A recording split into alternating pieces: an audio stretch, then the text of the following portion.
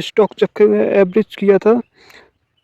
तो दोस्तों आज की इस वीडियो में हम बात करने वाले हैं कि जो हमारा पीएनएल है 2020 से मैंने ट्रेडिंग और स्टॉक मार्केट में इन्वेस्टिंग की शुरुआत की थी। तो अब तक मैंने कितनी ट्रेड ली हैं, कितनी इन्वेस्ट किया है, कौन से स्टॉक हैं जिनमें मुझे अच्छा प्रॉफिट हुआ है या लॉस हुआ है, और किस तरीके से मैं 2020 से शुरुआत की। आज के इस वीडियो में सब कुछ मैं आप लोगों को दिखाने वाला हूँ और आपको पीएनएल दिखाऊं। इससे पहले आप लोग चैनल को सब्सक्राइब और वीडियो को लाइक ज़रूर करें। आज के इस वीडियो में हम बताएंगे किस तरीके से हमने पहला स्टॉक ख़रीदा था। मैंने पहला स्टॉक जब बाय किया था वो था पेनी स्टॉक, जिसमें मुझे अच्छा खासा प्रॉफिट दिखा था। उसमें मुझे बड़ा प्रॉफिट तो नहीं हुआ था, छोटा प्रॉफिट हुआ था, जिसका स्क्रीनशॉट आपको स्क्रीन पर दिख रहा होगा। तो इस तरीके से मेरा पहला जो स्टॉक मार्केट में इन्वेस्टिंग से शुरुआत की थी मैंने, तो इस तरीके से पहला मेरा प्रॉफिट हुआ था। और तब मुझे बिल्कुल भी कुछ भी मालूम नहीं था किस तरीके से फंडामेंटल एनालाइज करते हैं, किस तरीके से टेक्निकल एनालाइज करते हैं। पहली बार यूं ही हमने ले लिया एक स्टॉक जो अच्छा चला कुछ दिन के लिए। उसके बाद क्या हुआ कि वो नीचे की तरफ जाना जब शुरू हुआ तो मैंने और एवरेज करने के लिए और ख़रीदा उसको, लेकिन वो लगातार नीचे की तरफ जाता हुआ दिखा। और इस तरीके से मुझे कुछ चीज़ें समझ में आई कि स्टॉक को किस तरीके से हमें एवरेज करना है और कब एवरेज करना है, स्टॉप लॉस कब रखना है। ये सब चीज़ें मुझे बाद में समझ में आई कि इस तरीके से क्यों मुझे लॉस हो रहा है, क्यों प्रॉफिट नहीं हो रहा। तो आज पीएनएल भी मैं आप लोगों को दिखाता हूँ किस तरीके से पीएनएल में मेरे कौन कौन से स्टॉक हैं, जिनकी अभी वैल्यू क्या है।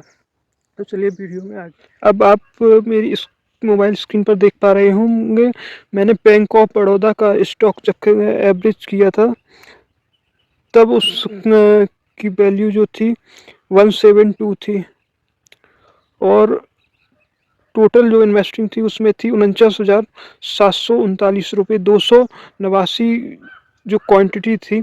इसके बाद हमने BHEL 96 शेयर खरीदे 7625 रुपये। इस तरीके से GSIP हो गया, GSIP में कुछ ज़्यादा नहीं खरीदा। HBL इंजन, और सबसे जो पहला मेरा स्टॉक था ये स्टॉक था। इसमें मैंने जो बताया था अभी वीडियो की शुरुआत में, मुझे पहले प्रॉफिट हुआ और फिर उसमें लॉस जब होना शुरू हुआ तो बहुत ज़्यादा लॉस होने लगा। और इसके ही साथ हमने फंडामेंटल को एनालाइज करना सीखा। अब इसके साथ और भी कुछ कंपनी दिखाता हूँ आप लोगों को। IOC, Indian oil, NBCC 29 share, और PNB 152 प्रॉफिट दिखा रहा है। इसमें मैंने सबसे ज़्यादा इन्वेस्ट किया था और प्रॉफिट भी इसमें मुझे सबसे ज़्यादा हुआ था। इसमें कम दिखा रहा है, और दूसरे अकाउंट में मैंने जब ट्रेड किया था उसमें ज़्यादा प्रॉफिट था। इसमें भी हमारी क्वांटिटी 1686 क्वांटिटी रही, 1 लाख से ज़्यादा का टोटल इसमें इन्वेस्ट रहा।